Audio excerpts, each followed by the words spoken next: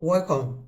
Before now, I don't think you are aware that in Microsoft Excel, you can also carry out data analysis.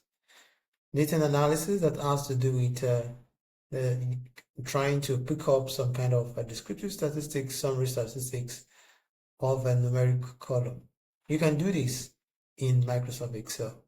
When you get to the data tab, you can see the data analysis, which is an add-in, and we can also see the solver. So how do we get those two things? It's easy. If you don't have that in your Microsoft Excel, just go to the file.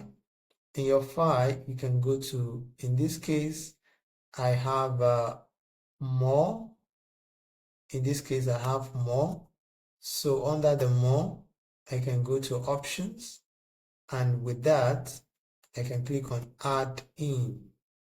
Add in. So if I click on add in with patience, this will pop up, and you can see that as this pop up, I can have some active application add-ins. So the analysis 2 pack is where you have the data analysis you have seen before now. So it's active. That's why you're seeing it here. So if I want it to be inactive, I just need to left click here, click on, you can see that the manage, the type is Excel add-in.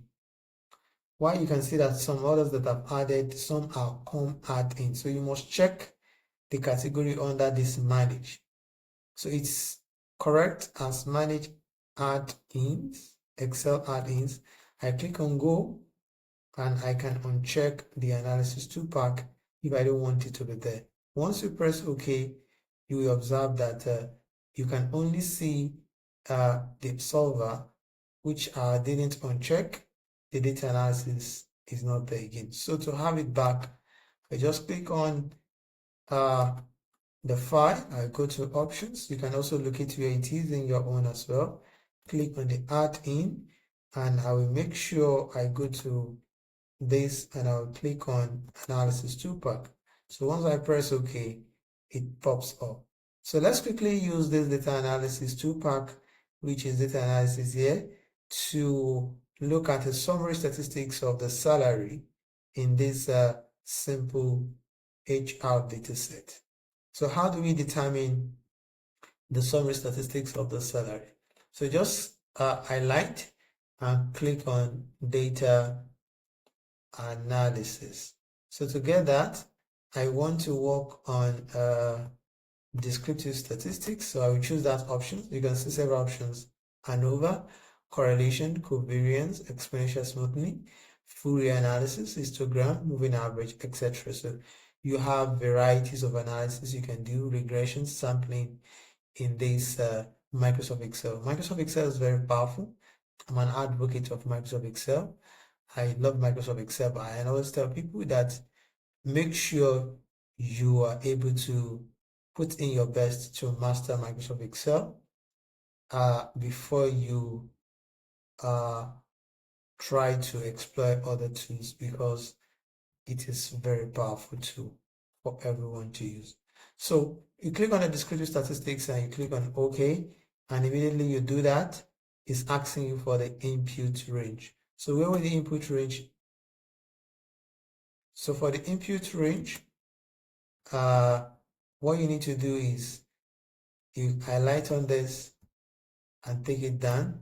So it's asking me, is it in column? Yes. Does it have a label? Label in the first 3 years, label as salary. It's also asking what is going to be the output range. So I want the output range to, yeah, the output range, I want it to be here. And it's asking me summary statistics, yes. At 95 confidence level of mean, yes. So that's all I need, and I need to press OK. So once I press OK, boom, I have it. You can see now that we have the results. So yeah, you can now have the results. The mean salary,